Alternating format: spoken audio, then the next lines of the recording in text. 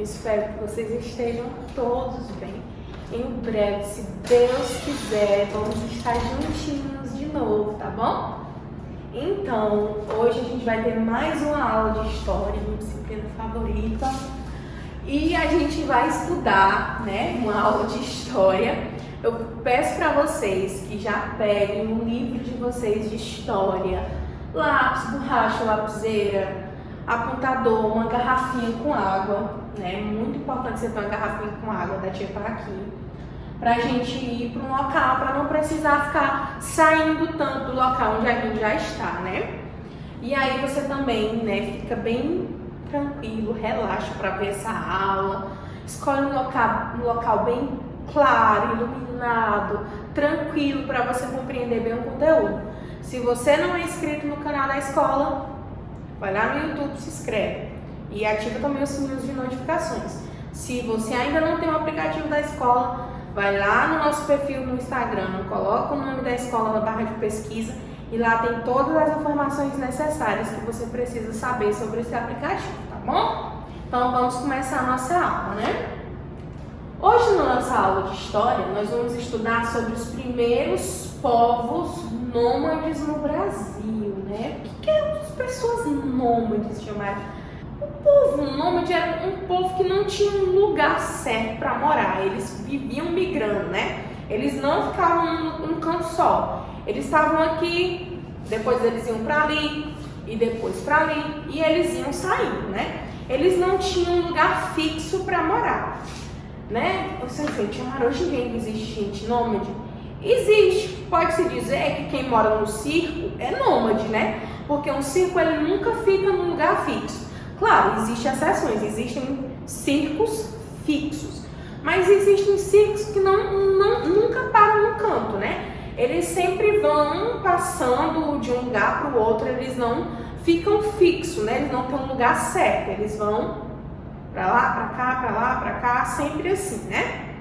Um circo muito famoso é o Circo de Soleil, né? E você pode ver que eles nunca estão num canto só, são pessoas de vários cantos do mundo, sempre indo de um lugar para o outro, né? E aí isso que é o povo nômade. Os ciganos, né, que até hoje existe, também são nômades, eles não se fixam tanto, eles migram muito, então eles podem ser considerados também como os povos nômades. A gente estudou também um pouquinho disso nas aulas de histórias anteriores, sobre o nomadismo, né? Sobre o povo, os primeiros povos da Terra, né? Sobre o Australopithecus, o Homo sapiens. A gente estudou muito disso, né? Para entender um pouquinho disso, a gente já viu um pouquinho sobre isso. A gente já estudou um pouquinho sobre os povos nômades, agora a gente vai estudar sobre os povos nômades no nosso país, que é o Brasil, né? A tia trouxe umas imagens aqui para a gente usar de correspondência, mas a tia vai fazer uso do livro com vocês. Página 44, que é um capítulo novo do nosso livro. A gente vai estudar os primeiros povos nômades no Brasil. Aqui você já está tendo uma noção, né, dos povos nômades, da terra, né? Uma imagem que a tia trouxe para vocês.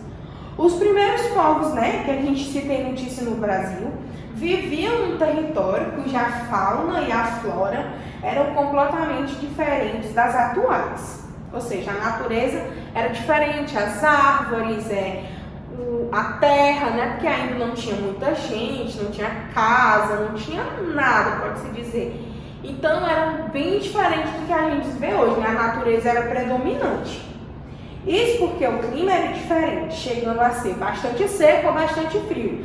Isso já é uma característica do Brasil, principalmente da região Nordeste, né? Não sei se vocês sabem a história do Ceará. Quando deram um nome para o Ceará se escrevia com S, né? Por quê? Ceará, porque lembrava muito o clima do deserto do Saara. Como é esse clima, chamaram? O dia é bem quente, não tem que aguente. E de noite esfriava, né? A gente na cidade grande não consegue ter tanta essa noção. Mas quando a gente está no interior, na região do sertão mesmo assim, nos interiores, a gente consegue ter uma noção de que o dia é quente e a noite é fria, né? A noite é mais fria, uma ventania forte que causa aquele clima de frio, né? Então isso é uma coisa bem característica da nossa região, né? E era uma coisa muito comum na época também, né? Por isso a vegetação era predominante de campos, aqui eu tenho vocês estão vendo, né? Os campos, cerrados e caatinga, que é aquela mata mais seca, né? Nesse período haviam mastodontes, tatus gigantes do tamanho de um carro pequeno, imagine um tatu, né? Preguiças gigantes que possuíam o tamanho de elefantes e não se penduravam em árvores, que eram caçados por esse povo para poder se alimentar. Aqui, né, a gente está vendo aqui cavalos e vacas nessa imagem, mas a tia trouxe uma outra imagem aqui para vocês. Os animais que habitavam no Brasil eram os mastodontes, estão vendo? É tipo uma espécie como se fosse um elefante, né? Esse mastodontes.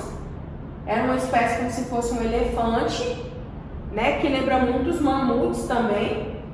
Ó, o tatu gigante e as preguiças gigantes. A preguiça enorme, né? Eles eram os animais que habitavam o Brasil nessa época. Eles evoluíram, graças a Deus. Eles não têm mais esse tamanho, né? São bem menores. As preguiças agora se empenduram em árvores, né? Elas conseguem se dependurar em árvores. Os elefantes, infelizmente, eu acho que eles foram extintos aqui no Brasil, essa raça, porque elefante não é um animal típico daqui, né? Os elefantes que tem no Brasil, eles vieram de outros países para cá. Geralmente trazem eles da África, né? Porque o elefante é um animal que faz parte da savana, né? Do safari na África, né? Safari é vamos dizer assim, um passeio que você dá na África para conhecer a savana, os animais de lá, né? Típicos de lá, que são os leões, girafas, elefantes, né? Esses animais que são típicos da região da África. E a preguiça gigante, que a gente falou que evoluiu, o tatu gigante. Esses animais eram caçados por esses homens, né? Eles caçavam esses animais para fazer a alimentação deles. Depois veio um período de seca ainda maior do que já existia. Quando os animais de grandes portes foram se extinguindo, porque não conseguiam se adaptar por esses animais. Esses povos nômades, ou seja, que não se fixavam no local, ora estavam em cavernas como abrigo, ora faziam tendas com madeiras, cobertas de peles de animais, alimentavam-se da coleta de frutos e da caça de animais, né?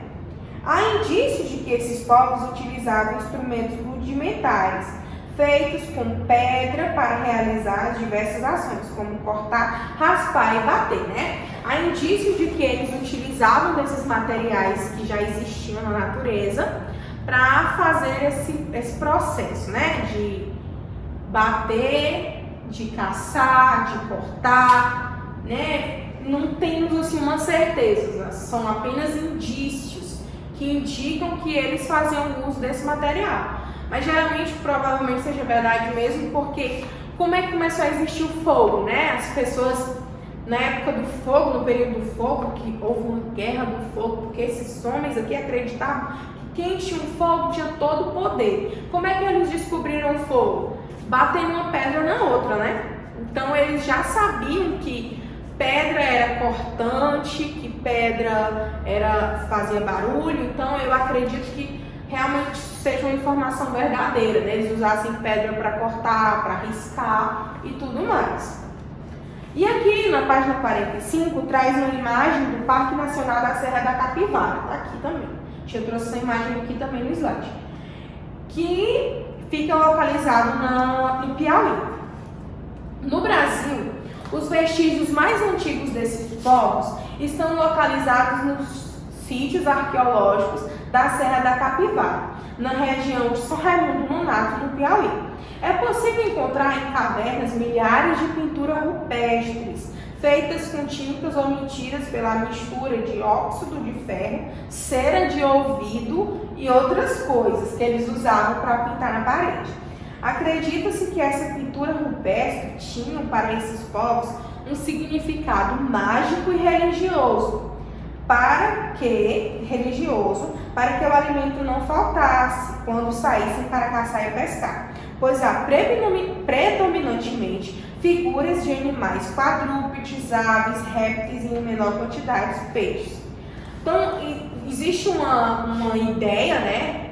Uma ideia que os historiadores têm, que é empregada de que o desenho na parede das cavernas feitos pelos homens primitivos, eles eram um tipo de ritual. Como assim? Eles acreditavam que se eles desenhassem esses animais, né, na parede, eles matando os animais, eles caçando esses animais, quando eles saíssem fora da caverna, eles iam conseguir isso porque eles fizeram desenho. Então era tipo que um ritual para eles, né? Era como se eles estivessem fazendo uma oração, né? Um ato de fé, que se eles fizessem aquilo, quando eles saíssem dali, eles iriam conseguir caçar, né? Eles pintavam com dedo ou com pincéis feitos com fibras e espinhos. Para os traços mais finos, eles usavam os espinhos. Além disso, há também os homens de Lagoa Santa, cujos vestígios foram encontrados em grutas situadas na Lapa Nova de Maquiné, na região de Santa Lagoa, próximo ao Rio das Velhas, em Minas Gerais. Essas pinturas nos dão preciosas informações de como era a vida cotidiana desses humanos, né? E aqui é um importante marco sobre esses homens, né? Que as primeiras armas deles foram arco e flecha, né? É bem medieval, bem arcaico mesmo nessa época. Eles usavam um arco e flecha, né? A ponta do arco ainda nem era de ferro, né? Era de madeira. Eles usavam para caçar esses animais. Vamos para a atividade agora, né?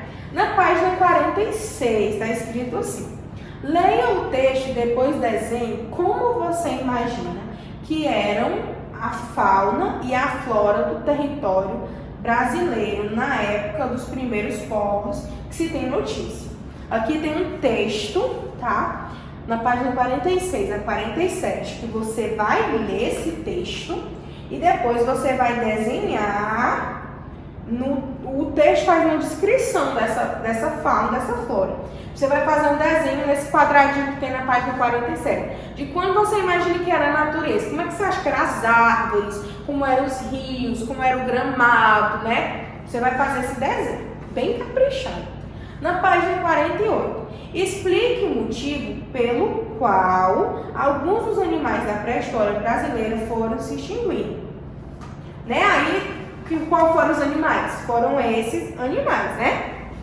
Esses animais eram grandes. O que aconteceu? Por que eles não existem mais, chamaram? Por conta do período de seca, que começou esse período de seca, e esses animais, eles não conseguiram se adaptar, né? Por conta dessa seca, desse grande período de estiagem, os animais não conseguiram se adaptar. Então, aconteceu tudo isso, né? E na terceira questão, está dizendo: pesquise imagens de diversos instrumentos rudimentares feitos de pedra para realizar diferentes ações, como cortar, raspar e bater. Depois, monte um mural com seus colegas em sala de aula. Como a gente está nesse período e vocês não podem estar saindo de casa para ir no lan house fazer essa impressão, nem todo mundo tem impressora em casa, você faz só uma pesquisa para você ver, para você observar como é essa imagem, tá bom? Você faz só essa pesquisa para você ter uma noção. Eu sei que no momento, infelizmente, a gente não consegue fazer esse trabalho. Na quarta questão, marque com X as ações realizadas pelos primeiros povos de nômades no território brasileiro. Você vai marcar as primeiras coisas que eles fizeram. Vou ler a primeira opção. Eles fixavam-se num único lugar, ou seja, esses povos nômades que viviam para lá, para cá, para lá, para cá. Eles ficavam parados em um único lugar quando eles chegaram no Brasil? Não, né? Então já sei que eu não marco. Eu vou marcar o que de fato esse povo fazia. Na quinta e última questão, pesquise e responda as questões abaixo em seu caderno. Você vai pegar o seu caderno de matéria, tá? Para responder aqui. Você vai abrir lá na matéria de história, tá bom? No seu caderno você vai responder. Os homens das cavernas e os dinossauros viveram na mesma época? Você vai pesquisar na internet e vai responder lá essa pergunta. B. O que possibilitou o desenvolvimento do ser humano até os dias atuais?